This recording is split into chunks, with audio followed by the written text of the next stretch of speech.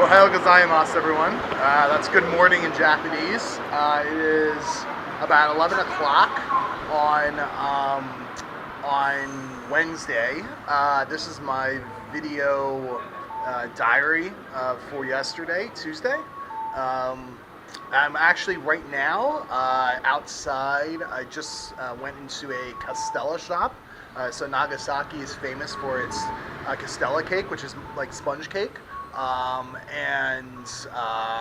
went to a couple of these places because I heard they were really good. This other place I went to but didn't buy anything has been selling Castella since 1624. So I went to a place a little closer to my hostel. This place you see here. And got a couple of little delicacies there, which I'll probably end up having at some point. So yesterday was actually a very eventful day. I woke up at I woke up at like 8, so not early, a little late on the later side, because I had gone to sleep late the night before, after having talked to Amy on Skype and then talked to my dorm mates for a little bit at my hostel in, where the hell I was before, I can't remember anymore. And then I took a train here, Fukuoka. I took a train here during rush hour, which, as a total aside, rush hour in New York sucks. Rush hour in a lot of places sucks. In Japan, especially if you're going by train and you're stuck in one of the major stations, it is absolutely insane.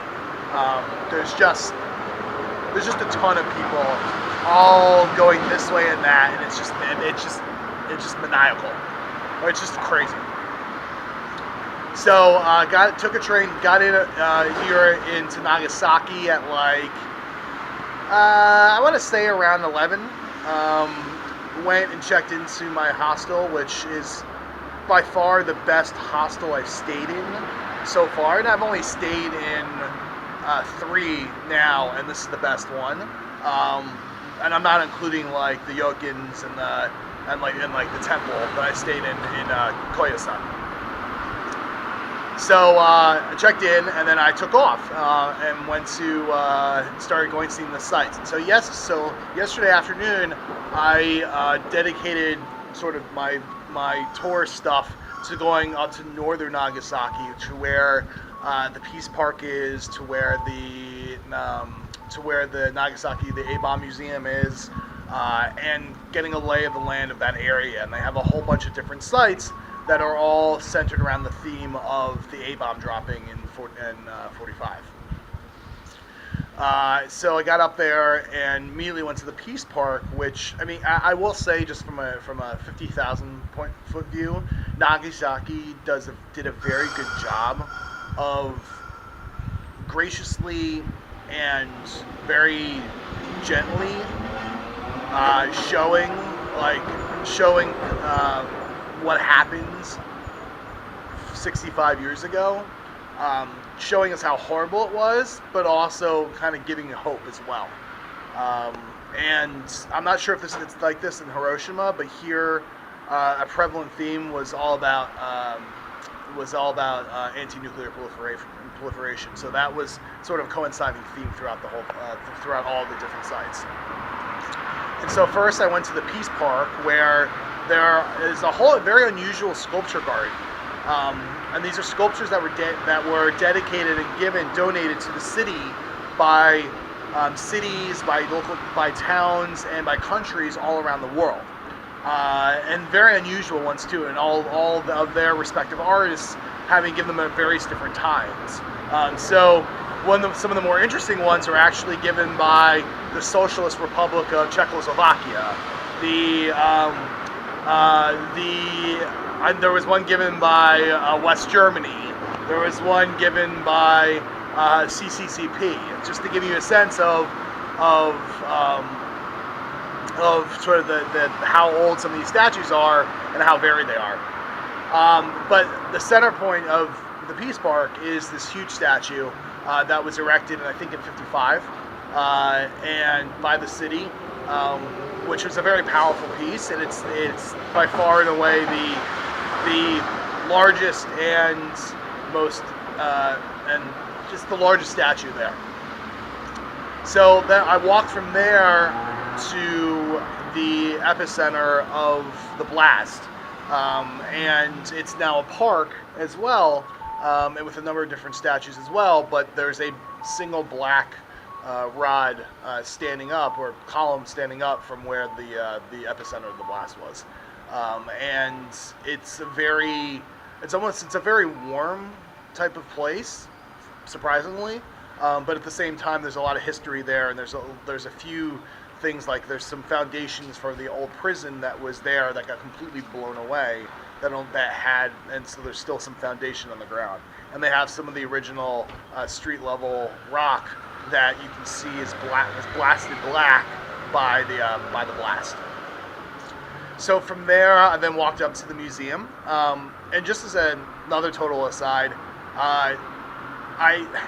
I'm really happy. In some ways, I'm kind of happy I came now, even though it's the low season, because there are no real tourists around. I've had a lot of solitary time with each of the places that I'm going to, whether it's a temple, whether it's the Peace Park, whether it's the museum. So it's actually been a pretty pleasurable experience from that point of view.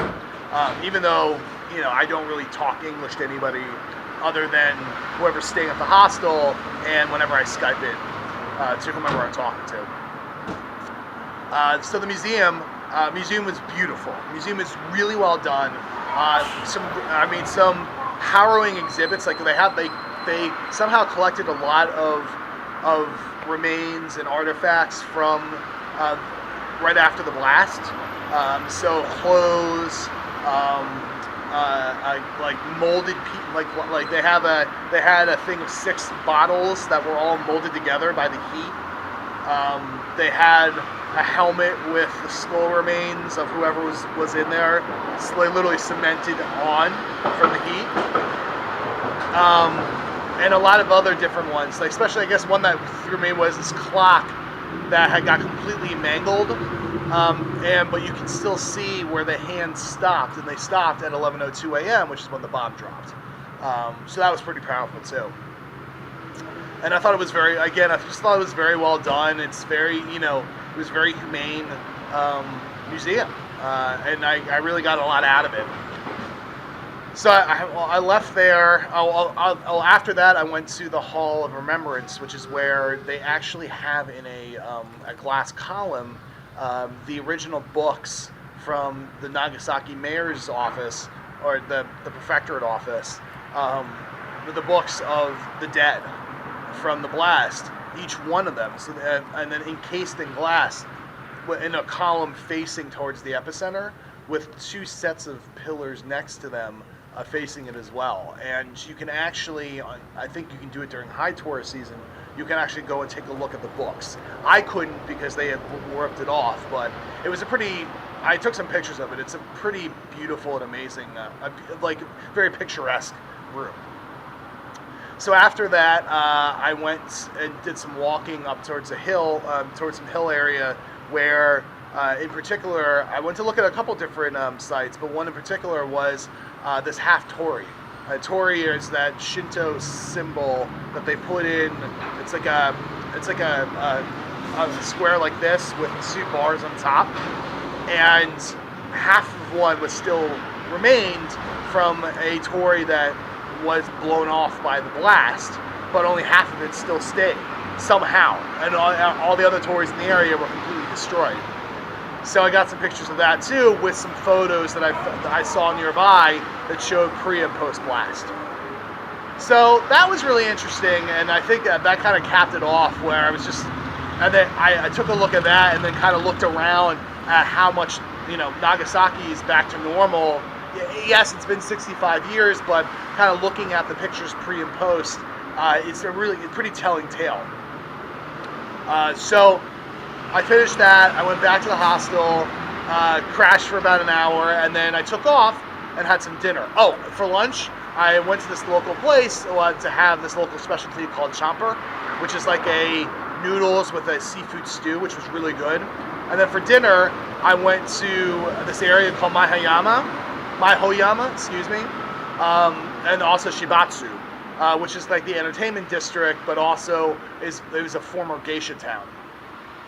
And had dinner in the area. I don't remember what I had off the top. Oh yes, I went to a yakitori place. So grill on the charcoal grill was really awesome food. Really tasty. And also I got to sit at the counter with some pretty lively people. And the chefs were really cool too. After that, I walked around Chinatown. So they have a Chinatown here that's pretty. It's pretty wide, actually. They have a sizable Chinese population here because of how close Nagasaki is to Korea and to China. And there's also some history of Chinese living here in this particular town as well. And then after that, I came back and I uploaded some videos and pictures and crashed. So it's now Wednesday morning. I just went around to a number of the different temples on this place called Temple Row. And now I'm going to head south on one of these trams. I don't know if there's one coming right now to show you, but it's one of those old school like San Francisco type trams. And then I'm going down to an area where Europeans, when the Japanese expelled all internationals from the islands 200-300 years ago, they allowed a small contingent of Europeans, specifically Dutch, to stay on the island to trade. And so I'm going to go down there because apparently it's really nice. So that's it for the vlog today. I will do one tomorrow, and then I will see you guys soon. Okay, cool. Bye.